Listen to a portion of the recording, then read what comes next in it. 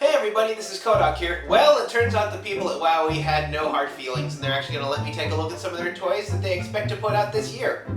Well, as we all know, Wowwee makes all sorts of high technological electronic toys, so it is now my proud pleasure to introduce Monster Marbles.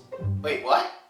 Monster Marbles are Wowwee's foray into the world of blind pack toys, where you get a couple of little toys inside a little package, but you don't know what you're getting. The gimmick for Monster Marbles is that they actually have a metal ball bearing on the bottom, which allows them to slide across a smooth surface.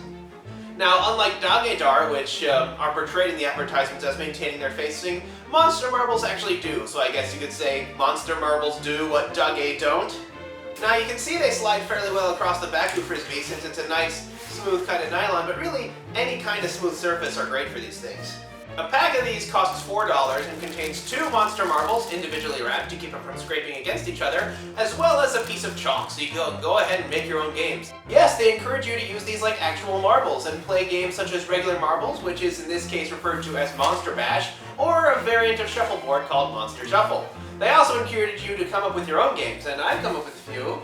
Monster Bowling, Monster Golf, Gah, a sand trap. Monster Mash, Monster Retirement Planning, and Monster Croquet.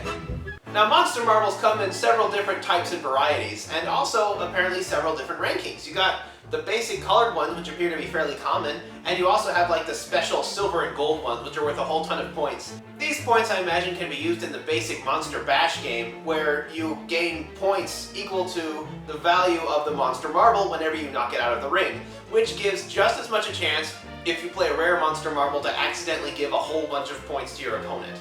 The only things I really take issue with is that the checklist seems to be incomplete. A couple of the Monster Marbles I have don't appear on it at all. Also, they seem to encourage the keepsies rule, which is kind of taboo in my opinion when it comes to kids' toys, especially ones that come for $2 a pop.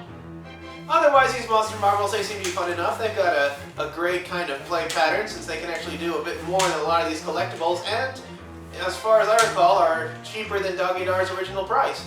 So if you want to take a look at them, I'd say try them out. And I've actually got a couple to give away. It's going to be the standard Rafflecopter deal. I'm going to put it up on a blog post, which is going to be mentioned below in this text box. You'll have a couple of weeks to enter, and you can gain additional entries by liking the video and putting a comment on the video, as well as liking me and Monster Marbles on Facebook.